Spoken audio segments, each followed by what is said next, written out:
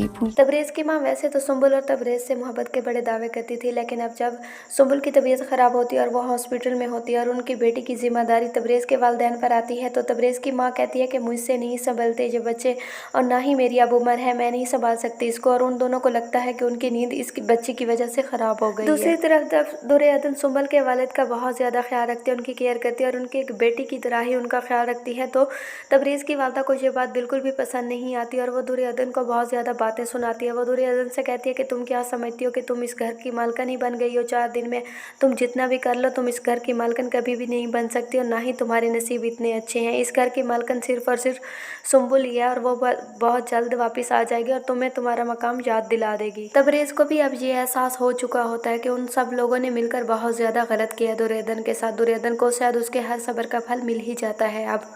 तो दुर्योधन तबरेज़ की वालदा से कहती है कि जो सुकून और इत्मीनान मुझे मेरे मालिक ने अता किया है और जिस दौलत से मुझे मेरे मालिक ने नवाजा है, मैं कितनी ईमानदार और खुश नसीब हूँ, ये सिर्फ़ और सिर्फ मेरा दिल ही जानता है।